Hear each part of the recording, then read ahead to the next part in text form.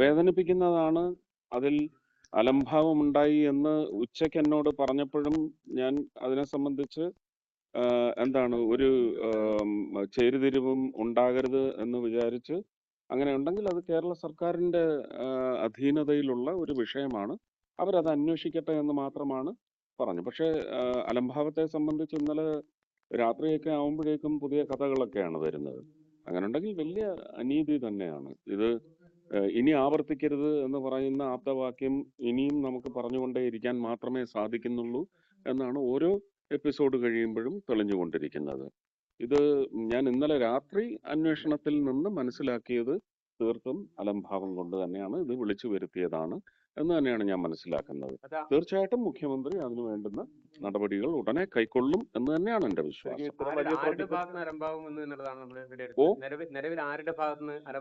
അതൊക്കെ കൃത്യമായിട്ട് സർക്കാരിനറിയാം, സർക്കാർ പറയട്ടെ.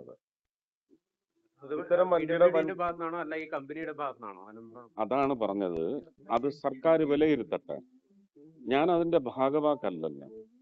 ഞാൻ എന്തിനാണ് ഈ ഉണ്ടയില്ല വെടി പൊട്ടിക്കുന്നത്? എന്തിനാണ്? അത് മുഖ്യമന്ത്രി പറയട്ടെ. മുഖ്യമന്ത്രി ഉത്തരവാദിത്വത്തോടെ അത് കണ്ടെത്തി അതിന് മറുപടി നൽകും. അത് അദ്ദേഹം പറയട്ടെ. വലിയ പ്രൊജക്ടുകളൊക്കെ നടക്കുമ്പോൾ കൃത്യമായ അതിന്റെ റിവ്യൂ ഒക്കെ നടത്തേണ്ടതല്ലേ സർക്കാർ? മിനിസ്റ്റർ പറയുന്നത് തങ്ങളുടെ അധീനതയിലല്ല, അങ്ങോട്ടും ഇങ്ങോട്ടും പരസ്പരം കൈവാരി. അയ്യോ, അതാണോ ഇല്ലയോ എന്നുള്ളത് മുഖ്യമന്ത്രി പറയട്ടെ. ഒരു മുഖ്യമന്ത്രിയാണ് ഇത് തുടങ്ങി വെച്ചത്, പൂർവ്വ മുഖ്യമന്ത്രിയാണ് ഇത് തുടങ്ങി വെച്ചത്. അപ്പൊ ഇപ്പോഴത്തെ നിലവിലുള്ള മുഖ്യമന്ത്രി അതിന് മറുപടി പറയട്ടെ. ഈ മനുഷ്യനിർമ്മിത പഠനമോ അത്തരം പരിശോധനകളൊന്നും നടത്താൻ ഇത് തുടങ്ങി വെക്കാൻ ഇവിടുത്തെ NGOs അനുവദിക്കുവോ? പ്രകൃതി സ്നേഹികൾ അനുവദിക്കുവോ? അവരും അനുവദിച്ചോ? ഇതൊക്കെ ചോദ്യങ്ങളല്ലേ. ഇതൊന്നും എന്താണ് തൊലിപ്പുറ ചോദ്യങ്ങളല്ലല്ലോ, ആഴത്തിലുള്ള ചോദ്യങ്ങളല്ലേ. അപ്പൊ അതിനൊക്കെ ഉത്തരം കണ്ടെത്തട്ടെ അല്ലെ. ഞാൻ ഇന്നലെ പറഞ്ഞു, കോഓപ്പറേറ്റീവ് ഫെഡറലിസം എന്ന് പറയുന്ന സ്ട്രക്ചർ ഇൻടാക്ട് ആയിരിക്കണം. അതിനെ ചോദ്യം ചെയ്യുന്ന തരത്തിലുള്ള ഒരു കാര്യവും ഞാൻ പറയില്ല. മുഖ്യമന്ത്രി പറയട്ടെ.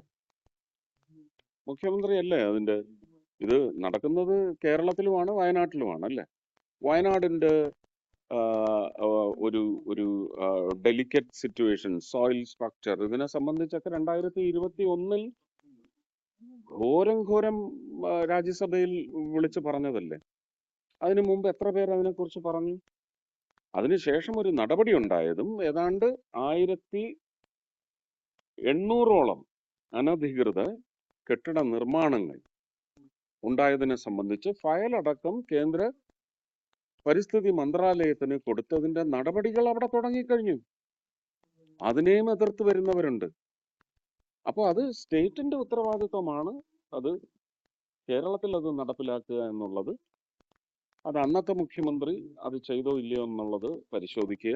ഇപ്പോഴത്തെ മുഖ്യമന്ത്രി അതിന് ആർജവം കാട്ടുമോ എന്നും നിങ്ങൾ അന്വേഷിക്കും. ഈ അപകടത്തിന്റെ പശ്ചാത്തലത്തിൽ ഈ പ്രൊജക്ടിന്റെ ഒരു ഭാവി എങ്ങനെയായിരിക്കും? മുന്നോട്ട് കൊണ്ടുപോകണമെന്നാണോ കേന്ദ്ര സർക്കാർ? വളരെ വളരെ ഗുണകരമായ ഒരു പ്രവർത്തനമാണെന്നാണ് നമ്മൾ മനസ്സിലാക്കുന്നത്. അപകടങ്ങൾ ഇപ്പോ നമുക്ക് കോൾ മൈൻസിലൊക്കെ എന്തെല്ലാം അപകടങ്ങൾ ഉണ്ടാവുന്നുണ്ട് അല്ലെ. ആ അപകടങ്ങൾ ഉണ്ടാവാതിരിക്കാനുള്ള നമുക്കിന്ന് സോഫിസ്റ്റിക്കേറ്റഡ് സിസ്റ്റംസ് ഉണ്ട് ഓരോന്ന് ചെയ്തെടുക്കുന്നതിന്. അതിൽ പക്ഷെ ആ സോഫിസ്റ്റിക്കേഷൻ നമ്മുടെ ഒരു ലേബർ ക്ലാസ്സിന് വന്നിട്ടുണ്ടോ, അവർ സ്കിൽഡ് ആണോ? ഇതൊക്കെ പെട്ടെന്ന് ജോലി തീർക്കാൻ വേണ്ടി ആരെങ്കിലും ഒക്കെ വിളിച്ച് പണിയെടുപ്പിക്കുന്നതിനകത്ത് വരുന്ന വീഴ്ച ഇപ്പൊ നാഷണൽ ഹൈവേയിലും ഉണ്ടായിട്ടുണ്ട്. ഇതിനകത്തൊരു ടെക്നിക്കൽ ഫിനസ് ഇല്ലാത്ത ആൾക്കാർ അതിൽ പ്രവർത്തിക്കുന്നതിൻ്റെ വരും. നമ്മളെല്ലാ സ്കാനിങ്ങും കഴിഞ്ഞാണ് ഒരു ടെൻഡർ അവാർഡ് ചെയ്യുന്നത്. ആ ടെൻഡർ അവാർഡ് ചെയ്യുന്ന കോൺട്രാക്ടിങ് ഏജൻസിക്ക് ലോക നിലവാര സൂചികയിലൊക്കെ വലിയ സ്ഥാനമുള്ള ആൾക്കാരായിരിക്കും. പക്ഷെ അവരത് സബ്ലെറ്റ് ചെയ്ത് പോയി ആരാണ് ഈ റോഡ് പണിയുന്നത്, അതിനെ സംബന്ധിച്ച് എന്ത് സ്കാനിങ്ങാ ഉള്ളത്? ലോക്കൽ കോൺട്രാക്ടേഴ്സ് ഒക്കെ അതിനകത്ത് വരികയല്ല. മണ്ണ് എന്ത് തരം മണ്ണാണ് ഈ പറയുന്ന ഹൈ റൈസ്ഡ് സ്ട്രക്ചേഴ്സ് വരുമ്പോൾ അതിനകത്ത് ഫില്ലിങ്ങിന് ഉപയോഗിച്ചത്? ഇതെല്ലാം ഒരു നിതിൻ ഗഡ്കരിക്ക് ഇവിടെ വന്ന് ഇൻസ്പെക്ട് ചെയ്യാൻ പറ്റുമോ? അങ്ങനെ എത്ര ലക്ഷം കിലോമീറ്ററിൽ അദ്ദേഹത്തിന് പോയി ഇൻസ്പെക്ട് ചെയ്യാൻ പറ്റും? അതുപോലെ തന്നെയല്ലേ മുഖ്യമന്ത്രിയുടെ കാര്യം. അപ്പോൾ ഒരു പ്രോജക്റ്റിന് മുന്നോട്ട് പോകേണ്ടതാണെങ്കിൽ തീർച്ചയായിട്ടും അത് മുന്നോട്ട് പോകണം. അതിവേഗ റെയിലുമായിട്ട് സർക്കാർ വേഗത്തിൽ പോവുകയാണ്. കേന്ദ്രത്തിന്റെയാണ് പ്രധാനമായ ഒരു പിന്തുണ ആവശ്യമാണ്. എന്തായാലും അല്ല, അതിന്റെ ഇൻവെസ്റ്റ്മെന്റും ഫീസിബിലിറ്റിയും പിന്നെ കേരളത്തിന്റെ പ്രത്യേക എൻവയൺമെന്റൽ പരിസ്ഥിതി പ്രതലത്തിന്റെ ഒരുപാട് വീക്ക്നെസ്സുകളുണ്ട് നമുക്ക് മണ്ണിന്, അല്ലേ? അപ്പോ നീരൊഴുക്ക്, ഇതിന്റെ എല്ലാം എന്തുകൊണ്ട് കെയറയിൽ അല്ലെങ്കിൽ സിൽവർ ലൈൻ എന്ന് പറയുന്നത് ഒരു സോഷ്യൽ റക്കസ് ഉണ്ടാക്കി എന്നുള്ളത് സത്യമാണ്. പക്ഷെ ഒരു ടെക്നിക്കലായിട്ടുള്ള പഠനത്തിൽ തെളിഞ്ഞ വിഷയങ്ങൾ അത് ഫീസിബിൾ അല്ല എന്ന് തെളിയിച്ചു. പക്ഷെ ഇന്നും ഞാൻ പറയുന്നു, നമുക്കൊരു ഇന്ത്യൻ റെയിൽവേസിന്റെ ഒരു നല്ല നെറ്റ്വർക്ക് രാജ്യം മുഴുവൻ ഇപ്പോഴും വികസിച്ചു കൊണ്ടിരിക്കുന്നു. നീളത്തിലല്ല, ഇന്ത്യക്ക് ഒരു നീളമേ ഉള്ളൂ, ഇടുന്ന റൂട്ടിന് ഒരു നീളമേ ഉള്ളൂ. അത് നമ്മുടെ രാജ്യത്തിന്റെ അതിർത്തിക്കകത്ത് തന്നെ നിൽക്കണം. കേരളത്തിന്റെ നീളവും അതുപോലെ തന്നെ നമുക്ക് ഒരു നിശ്ചിത നീളമുണ്ട്, 600 ചില്ലുവാനും കിലോമീറ്റർ. അതൊരിക്കലും നമുക്ക് വളർത്താനൊക്കത്തില്ല. പക്ഷെ വീതിയിൽ 2 ട്രാക്ക് കൂടെ വന്നാൽ കേരളത്തിന്റെ റെയിൽ യാത്രാ സൗകര്യത്തിന് അത് തന്നെയുള്ളൂ ആവശ്യം. പക്ഷെ പുതിയതായിട്ടൊന്ന് വരുന്നതിന് ഫീസിബിലിറ്റി ഉണ്ടോ? ദ്രോഹമില്ല എന്ന് ഉറപ്പുവരുത്താൻ പറ്റുമോ? പ്രകൃതിക്കും ആ പ്രകൃതിയെ വിശ്വസിച്ച് ജീവിക്കുന്ന വിവിധ ശ്രേണികളിൽപ്പെടുന്ന കർഷകനടക്കമുള്ളവർക്ക് ഇത് ദ്രോഹമില്ല എന്ന് ഉറപ്പുവരുത്തുവാൻ സാധിക്കുമോ? തീർച്ചയായിട്ടും കേന്ദ്ര ഗവൺമെന്റ് അതിന് ഗ്രീൻ ഫ്ലാഗ് കൊടുക്കും. അതായത് ഞാൻ കഴിഞ്ഞ പ്രാവശ്യം നിങ്ങളുടെ മുമ്പിൽ നിന്ന് സംസാരിച്ചപ്പോൾ ഞാൻ പറഞ്ഞു, മുരളിച്ചേട്ടൻ വളരെ സെൻസിബിളായിട്ട് സംസാരിച്ചു.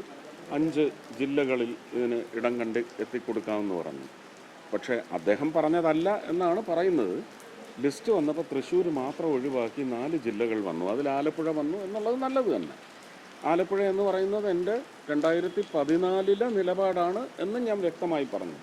പക്ഷേ 2024 ഇവിടെ നിന്ന് ജയിപ്പിച്ച് വിട്ട ഒരു MP എന്ന നിലയ്ക്ക് എനിക്കിപ്പോൾ നിലപാട് മാറ്റമല്ല, കേരളത്തിനിത് വേണം. അത് ആലപ്പുഴയായാലും തൃശ്ശൂരായാലും യോഗ്യം തന്നെയാണ്. തൃശ്ശൂരിന് ഇപ്പോൾ കുറച്ച് അവകാശം കൂടുതലുണ്ടാവും. അത് പ്രധാനമന്ത്രിയുടെ ഉത്തരവാദിത്വമാണ്. തൃശ്ശൂർക്കാർ അദ്ദേഹത്തെ സ്നേഹിച്ചെങ്കിൽ തിരിച്ച് അദ്ദേഹം എന്ത് പാരിതോഷികമാണ് നൽകേണ്ടതെന്ന് അദ്ദേഹത്തിന് തീരുമാനിക്കാം. 4 ജില്ല അതെ, തന്നില്ല. അത് തരും എന്ന് ഇവിടുത്തെ പത്രങ്ങളിൽ കണ്ടുള്ള അറിവേ ഉള്ളൂ എനിക്ക്. ഇത് ഇത്രയേ ഉള്ളൂ. തൃശ്ശൂർ ഇത് വരുന്നത് കൊണ്ട്, അതും പീച്ചി ആ ഭാഗത്ത് ഇപ്പം 300 ചില്ലാനം ഏക്കർ കേരളത്തിൻ്റെ ഗവൺമെൻറ്റിൻ്റെ സ്വത്തല്ലല്ലോ എടുത്ത് സൂ ഉണ്ടാക്കിയതല്ലേ? ആണോ? വാങ്ങിയതല്ലേ? ഈ സൂ നിൽക്കുന്ന സ്ഥലം നമ്മുടെ എന്താണ് സുവോളജിക്കൽ പാർക്ക്, അത് വാങ്ങിയതല്ലേ? ആണോ? അതെ, വനം വകുപ്പിൻ്റെതും എടുക്കണമല്ലോ. അതുപോലെ ഏറ്റെടുത്ത് ഒരു 250 ഏക്കർ ഇതിന് നൽകിക്കൂടെ? അതുകൊണ്ട് ആ 250 ഏക്കറിൻ്റെ പെരിഫറിയിലുള്ളവരുടെ റിയൽ എസ്റ്റേറ്റ് വാല്യൂ എത്ര വർദ്ധിക്കും? നമുക്ക് അതിൻ്റെ പേരിൽ എത്ര സ്കൂളുകൾ വരും, എത്ര ഫ്ലാറ്റുകൾ വരും? അപ്പോൾ നമ്മുടെ ഇവിടുത്തെ ഒരു പ്രൊഡക്ഷൻ എത്രമാത്രം കൂടും, ബൈയിങ് എത്ര കൂടും, ഇവിടുത്തെ ടാക്സ് കളക്ഷൻ എത്രമാത്രം നമ്മുടെ ടാക്സ് റിസർവിലേക്ക് കരുത്ത് പകരും. അതും കേരളത്തിന് തന്നെയല്ലേ ലഭിക്കുന്നത്. പിന്നെ കാസർഗോഡ് മുതൽ തിരുവനന്തപുരം വരെയുള്ളവർക്ക് ഓടിയെത്താവുന്ന ഒരു centrally located district or city or town or peripheral villages surrounding that city. എത്രയുണ്ട്? പാലക്കാടും കോയമ്പത്തൂരിനും അത് ഗുണമുണ്ടാക്കും. അവിനാശി, തിരുപ്പൂർ, ആ പ്രദേശങ്ങളിലുള്ള പൊള്ളാച്ചി, പളനിയിലുള്ളവർക്കൊക്കെ ഇത് വലിയ സൗകര്യമാണ്. അല്ല, അത് ഞാൻ പറയാൻ പാടില്ലല്ലോ. പക്ഷെ അതിനുവേണ്ടിയേ ഞാൻ അവിടെ പണിയെടുത്തു. അതെൻ്റെ ജോലിയല്ല. എൻ്റെ ജോലി ഞാൻ ചെയ്യാൻ പാടില്ല എന്ന് കേരളത്തിലെ ആരെങ്കിലും പറയുമോ? സ്വാർത്ഥതയല്ലത്. Thank U.